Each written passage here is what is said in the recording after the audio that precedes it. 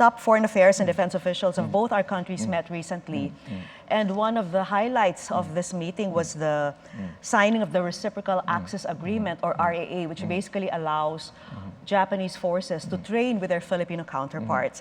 Now, I'd like to know, what impact will the RAA have on the Philippines as far as the West Philippine Sea is concerned in the face of external threats? Japan-Philippine RAA is designed to facilitate cooperative activities between Japan's self-defense forces and the Philippine armed forces, such as joint exercises, humanitarian assistance, through setting procedures on their mutual visits as well as their legal status, thereby enhancing interoperability of the two forces.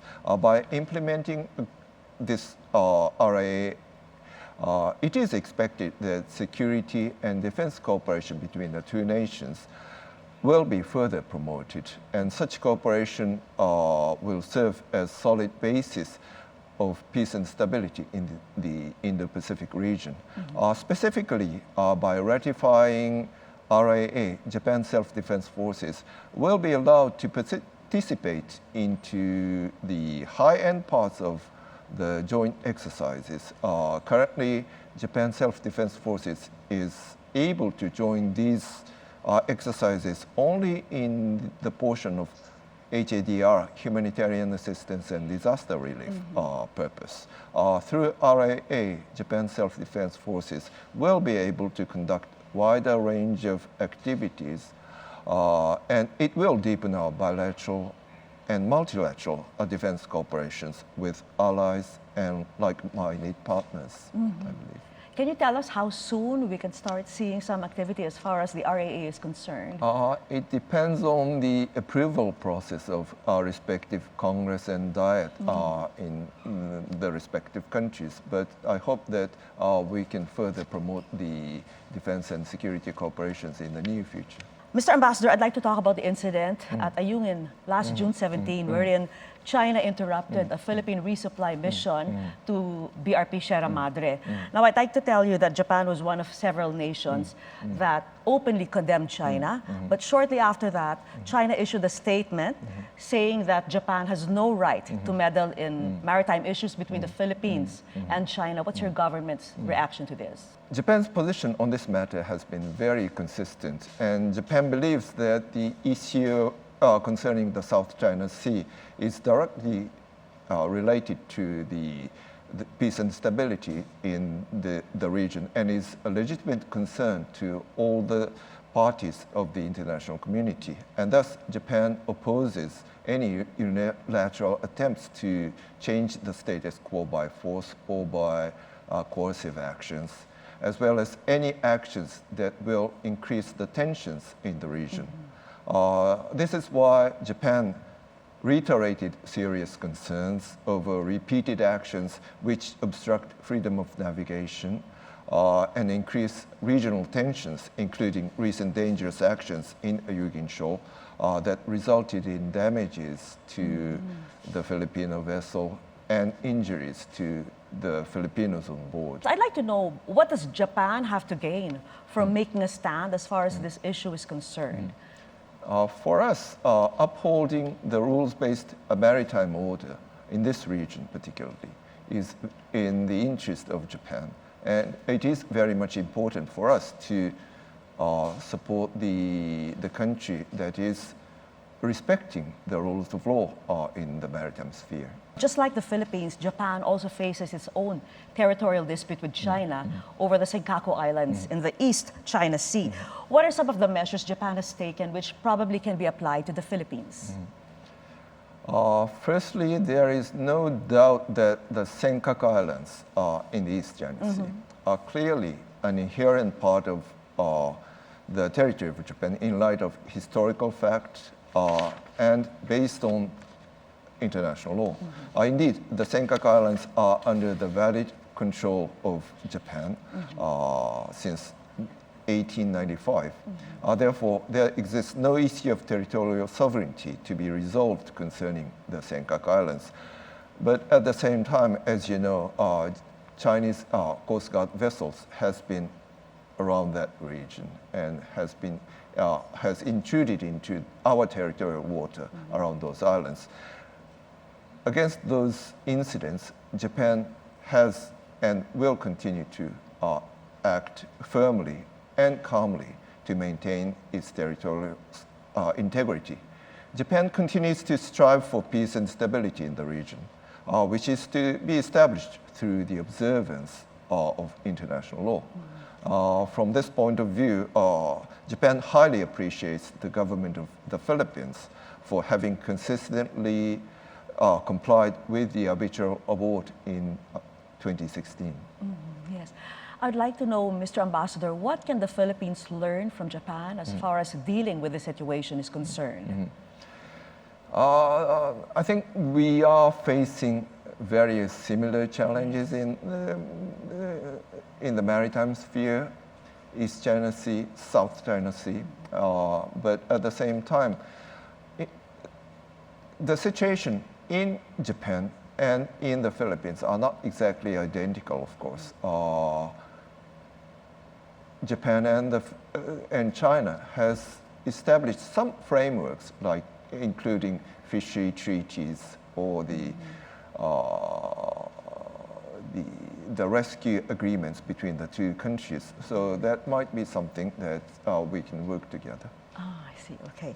All right. Now, the RAA is said to be the equivalent of the VFA, which the Philippines has with the United States. But one of the more controversial provisions of the VFA is the matter of custody of foreign soldiers who commit wrongdoing. Now, I'd like to know, how does the RAA treat cases like these? Under RAA, the authorities of Japan and the Philippines shall assist each other in the arrest of members of the forces, visiting forces in the receiving states, and in handing them over to the authority, which is to exercise jurisdiction. Also, both countries shall assist each other in the carrying out of all necessary procedures, investigations into offenses allegedly committed by a member of the visiting force. Both countries are eligible to exercise their jurisdiction in accordance under Article 21 of the agreement. Sorry to be a bit technical about the remark, but put it very simply, the sending state holds the primary jurisdiction over offenses, and arising out of any act or commission done in the performance of official duties. The receiving state can exercise a primary jurisdiction over offenses which are not related to official duties. That's the basic arrangement So it's of quite the different jurisdiction. Yes, it's quite different from the VFA in that sense. Are there other features, maybe unique features that the RAA has that make it differ from the VFA? Actually, the RAA is also quite similar to the VFA, but one other aspect is related to the rights of defendant. Yes. The person shall be entitled to a prompt and speedy trial, as well as other rights under the criminal procedures of both countries. Furthermore, the receiving state shall, in accordance with the Vienna Convention on Consular Relations, grant consular officers of the sending state the right to visit a member of the visiting force who is in prison, custody, or detention. Does Japan also have an RAA with other nations Yes. aside from the Philippines? Yes. So, okay. There's been a steep rise in the number of Filipinos in living in Japan over the past 10 years. What are the opportunities in Japan for Filipino workers and perhaps even students? I wish to extend sincere appreciation of ours to all the Filipino workers in Japan. The energy and warmth of foreign talent, especially Filipinos, are making a huge difference to Japan's struggle with declining birth rate, demography challenges. Filipinos have exceptional skills, a work ethic, and a knack of learning Nihongo.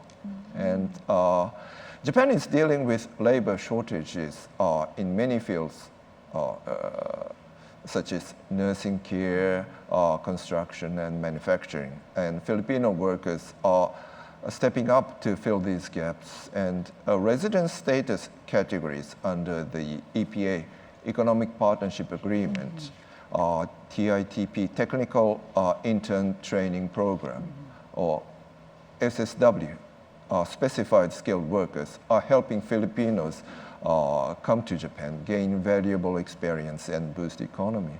And from our viewpoint, thanks to the efforts of Department of Migrant Workers, Philippine recruitment agencies, Japanese language institutes, and other related organizations, Japan has continued to be an attractive place of work for the Filipino workers. And we believe it is crucial for Japan to continue highlighting Japan's cultural, natural, safety, and economic appeal to ensure that the Filipinos see Japan as a promising destination for employment.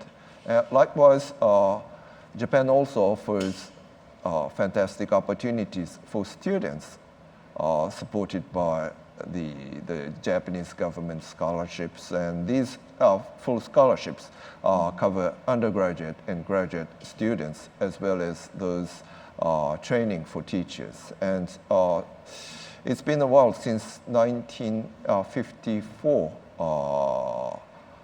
This program has built stronger ties between our two countries, and there are lots of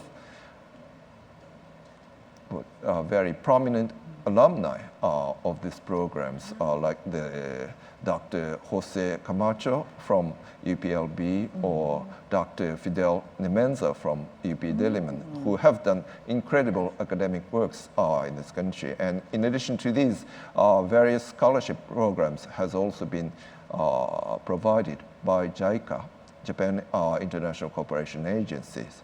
And these opportunities for workers as well as for students are not just about individual successes. It will strengthen the bonds between Japan and the Philippines and promoting economic growth and cultural exchanges. And I would like to further strengthen the ties in these aspects. Yes. Japan has become one of the top tourist destinations for Filipinos. Is there any effort to make it easier for Filipinos to acquire visas to Japan? Since I arrived in Manila, it's been 3 months or 4 months. Whenever I make a visit or courtesy calls to secretaries or senators or whoever, there are many people around them saying that I've just visited Japan. In my capacity, I would also like to exert my effort to further promote the interest among the Filipino people into Japan through tourism, through, as we have just mentioned, the employment, etc. And so promotion of people-to-people exchanges is really the foundation of our bilateral relations. And I would further like to make our own efforts for that directions. And I feel delightful to be able to inform you that the record high number of Filipinos, namely about 340,000 Filipinos, visited Japan between January and May this year, according to the recent statistics. And the Japanese government continues its support to enable more Filipinos to visit Japan. For example, in June this year, a new category was introduced to issue multiple entry visas for stay up to 90 days. So our government is also continuously improving the convenience of visa applications for easier travel to Japan. And through those efforts, we would like to further encourage more Filipinos making visit to Japan. Oh, wonderful. Yes, thank you very much for that. Now, I'd like to know, what can we look forward to as far as the Philippines-Japan Economic Partnership Agreement is concerned? Oh, okay.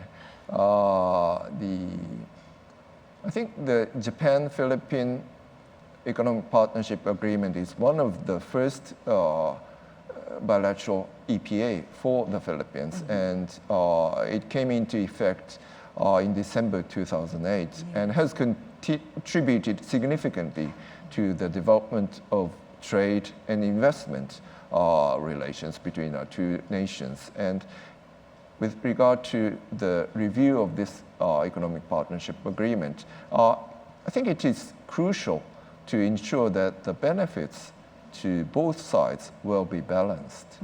And we would like to continue to communicate with the Philippine government on this matter, and it's something that we've been communicating quite for a while. What's the status of this right now, and how will it benefit the Philippines and perhaps even Japan?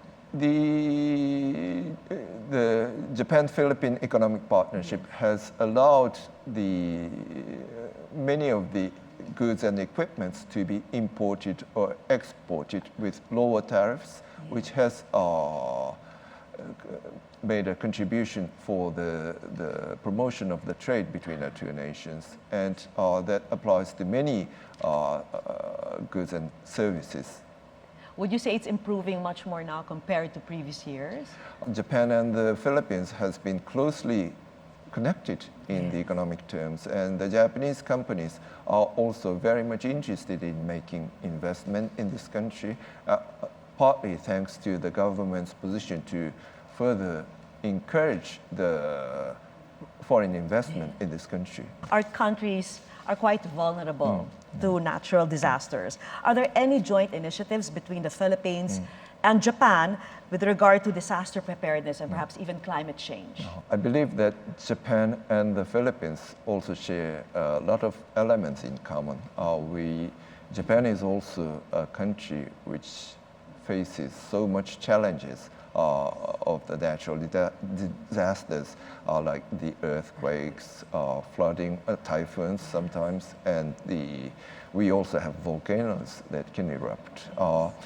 Japan has been a long-term partner of the Philippines in disaster risk reduction. For instance, even in Metro Manila region, Japan has been implementing flood control measures for the Pasig Marikina River Channel for over 20 years. An estimate related to Typhoon Ulysses in 2020 suggests that this project reduced economic losses by 80%. That's big. More than $1 billion. The same estimate indicates that without this project, 1 million people would have been affected by the flood, whereas the actual number was around 30,000. So this project has been very much successful in the sense that of preparedness to the flooding. Besides this, we are currently working on various other disaster risk reduction projects in flood control, road disaster management with DPWH, as well as technical cooperation with OCD, Office of Civil Defense. Japan is committed to collaborating with the Philippines to build a more resilient society against disasters. And with regard to climate change, we are aware that the Philippines has set a high target of reducing greenhouse gas emissions by 75% from 2020 level by 2030. Out of this 75%, 2.7% is to be achieved through the country's own efforts, domestic efforts, and the remaining 72.3% is to be achieved through technical cooperation from developed countries. Therefore, we would like to contribute to the achievement of your country's goals through Japan's advanced technological capabilities and support in this field. As climate change measures, Japan is currently implementing projects to properly manage and conserve forests, for example, and reduce emissions through the construction of subways, north-south commuter railways, and Japan and the Philippines are also implementing the joint crediting mechanism, which is to enhance the investment in this field. The Philippine government plans to look into nuclear energy. Wow. Now, given Japan's experience with nuclear power plants, would you support the Philippine efforts as far as this is concerned? In light of the accident at Tokyo Electric Power Company's Fukushima Daiichi nuclear power plant, it is important for the government to take responsibility for improving safety and communication with local communities without falling prey to safety myths. It is Japan's responsibility to share these experiences and lessons learned with the rest of the world, thereby contributing to the improvement of nuclear safety around the world. In cooperation with the United States, Japan plans to support the establishment of infrastructure for the introduction of nuclear power in the Philippines. Specifically, we plan to dispatch experts to seminars in the Philippines and invite Philippine energy officials to Japan in order to have the communications and exchange of views and exchange lessons learned. And we can also train some people from the Philippines. We would like to contribute to the peaceful use of energy by sharing Japan's technology and knowledge with countries like the Philippines that have shown interest to use nuclear energy. Yes, yes. What learnings from the Fukushima incident can you possibly share with the Philippines? There are lots of lessons learned, but I think it's very important for the Philippines first to have a good infrastructure for regulations and the management of the nuclear power plants.